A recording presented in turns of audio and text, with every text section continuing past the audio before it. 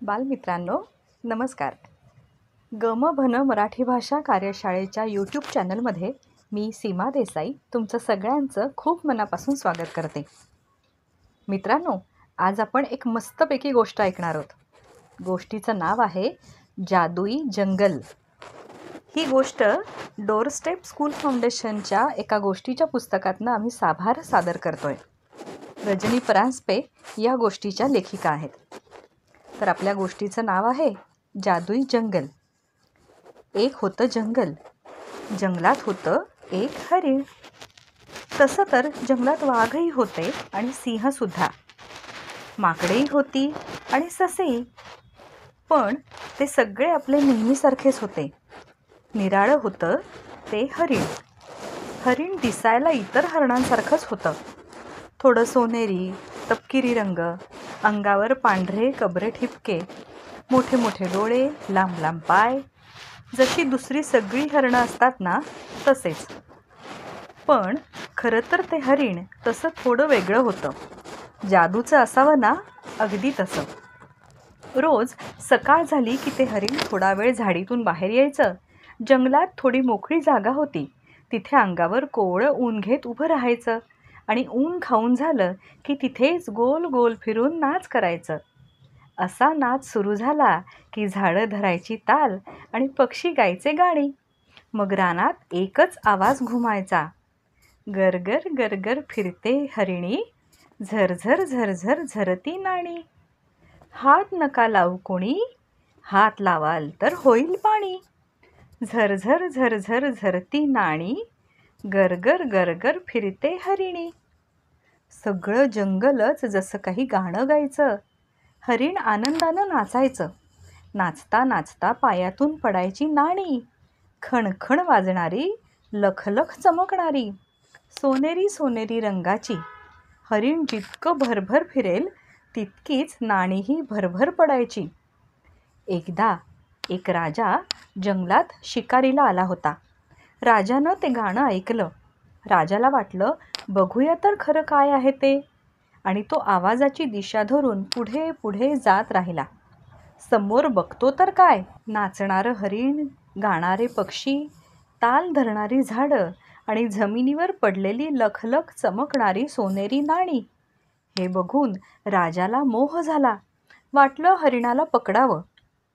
रोज हरणाचा नाच बघावा, दरबारात हरणाला नाचवून गालिचा असावा, तशी नाणीच नाणी दरबारभर पसरून टाकावी असं वाटलं ना राजाला. मनात विचार आला की लगेच तसंच करून टाकायचं अशी राजाला सवय. राजानं हुकूम सोडला, या हरणाला पकडा आणि घेऊन या महाराणींकडे. आधी महाराणींना दाखवू आणि मग दरबारात नाचवू. राजाचा आवाज ऐकला आणि हरीण पळालं रानात. आणखीन आणखीन आत जाऊन दडून बसलं भीतीनं. पक्षी थांबले, उडून गेले घाबरून. झाडं तर शांत उभी राहिली जागेवरच. कुठला ताल, कुठलं गाणं आणि कुठलं नाचणं, सगळं काही विरून गेलं. हुकूम सोडून राजा निघून गेला. राजाचे शिपाई धावले नाणी गोळा करायला. आधी नाणी भरून घेऊ आणि मग पकडू हरणाला असा शिपायांनी विचार केला. शिपायांनी अधाशासारखी 2-2 हातांनी नाणी भरायला सुरुवात केली.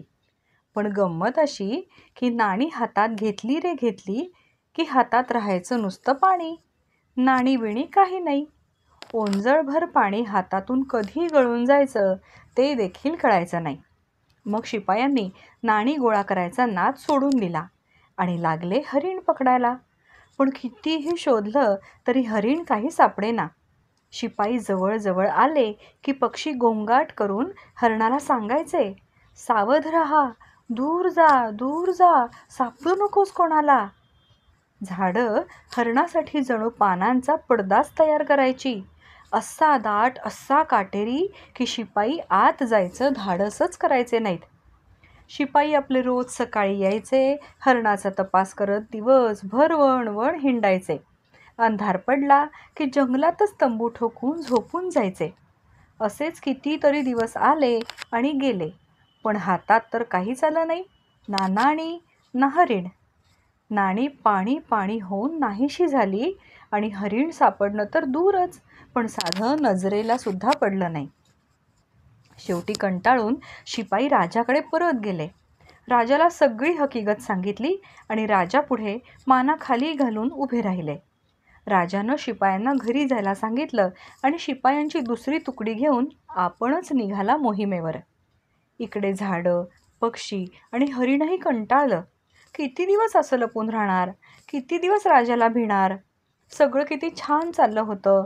आपलं सकाळी उठायचं, कोवळं कोवळं ऊन अंगावर घेत गायचं, नाचायचं, बागडायचं, घटकाभर मजा करायची आणि लागायचं कामाला.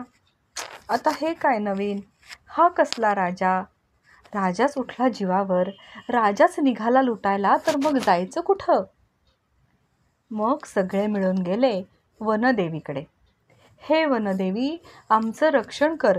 संकटातून बाहेर कसं पडावं, काहीतरी उपाय सुचव, असं वनदेवीला त्यांनी विनवलं. वनदेवीनं थोडा विचार केला आणि हरणाला सांगितलं, हे बघ, तू राजाला भिवू नकोस. जो भितो तो कुणाचाच नसतो. तू धीर धर. राजासमोर ताठ मानेने उभा राहा आणि राजाला सांग की तू राजाबरोबर जायला तयार आहेस. वनदेवीचे हे बोलणे ऐकून सगळे एकदम चमकले. हे काय सांगता आपण वनदेवी? एका झाडानं पटकन विचारलं. आधी ऐकून तर घे माझं. हरिण एकटंच नाचू शकतं का? देवीनं विचारलं. नाही, सगळे एकदम ओरडले. मग नाच करताना हरणाला काय काय लागतं? वनदेवीनं विचारलं. हरणाला आमची साथ लागते. झाडं ताल धरतात, पक्षी गाणं गातात आणि हरिण नाचतं. बरोबर. मग राजाला सांग की दरबारात आधी गाणारे पक्षी आणि ताल धरणारी झाडं घेऊन ये. मग मी येतो नाच करायला.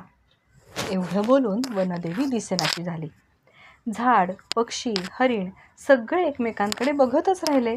अरे, इतका साधा सरळ उपाय कसा सुचला नाही इतके दिवस? आता येऊ दे राजाला. आता काही भीती नाही. चला, कितीतरी दिवसात नाच नाही केला, गाणं नाही गायलं की ताल धरला नाही. आज आनंद साजरा करूया. झालं, गाणं सुरू. एकत्रच. गरगर गरगर फिरते हरिणी, झरझर झरझर झरती नाणी. इकडे हरणाला पकडायला निघालेला राजा देखील येऊन पोहोचला जवळ. बघतो तर समोरच हरिण. राजानं परत हुकूम सोडला, पकडा पकडा लवकर. राजाचा आवाज ऐकून हरिण थांबलं, पक्षी थांबले, झाडंही थांबली. पण पळालं नाही कोणीच. उलट हरिण ताठ उभं राहिलं, झाडंही ताठ उभी राहिली, जसे काही हरणाचे शिपाई. आणि पक्षी झाडांवर बसले आणि हरणाला धीर दिला. बोल बोल, काही होत नाही. हरणानं धीर केला. राजाकडे बघितलं. राजेसाहेब, मी तयार आहे दरबारात यायला. हरणानं राजाला सांगितलं. हरणाचं बोलणं ऐकून राजाला वाटलं, अरे हे काय, हे हरिण बोलतं देखील.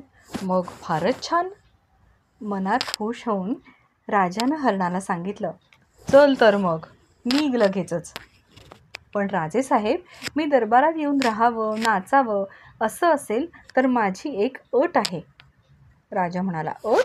कसली अट? खरं तर अट नाहीच, माझी गरज आहे. मी इथे नाचू शकतो कारण पक्षी गातात आणि झाडं ताल धरतात. ही साथ नसेल तर मी नाचूच शकत नाही.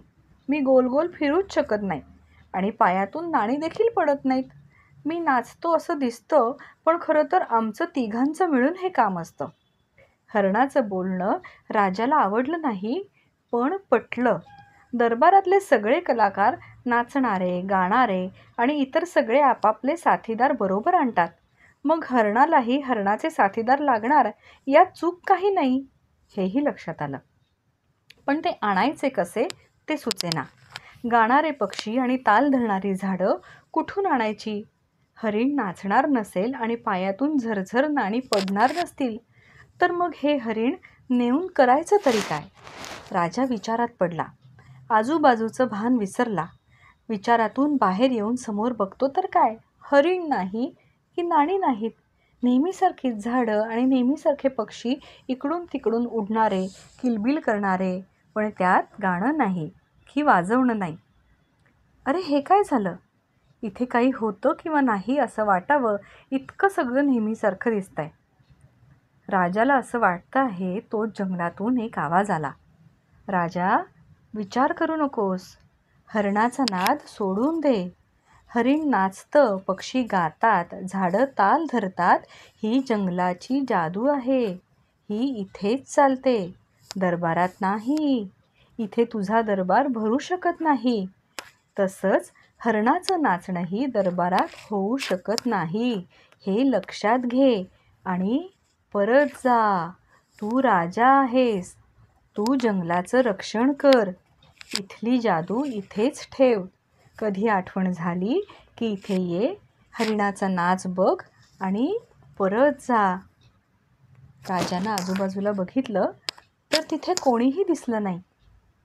ही पण जंगलाची जादूच, असा विचार करत राजानं शिपायांना हुकूम दिला, चला रे परत, आणि परत जाऊन दवंडी पिटवा की यापुढे कोणीही जंगलात शिकार करायची नाही, झाडं तोडायची नाहीत की पक्षी मारायचे नाहीत. जंगलात जायचं, मजा करायची आणि परत जायचं. परत परत यायला मिळावं यासाठी हे जंगल आहे, ते तसंच ठेवायचं. बालमित्रांनो, कशी वाटली ही जादुई जंगलाची गोष्ट? तुम्हाला नक्की आवडली असेल, हो ना? तुमच्या सगळ्या मित्रांनासुद्धा ही गोष्ट पाठवा आणि आपलं हे चॅनल लाईक, शेअर आणि सबस्क्राईब नक्की करायला सांगा. पुन्हा भेटू एका नव्या गोष्टीसह पुढच्या भागात. धन्यवाद.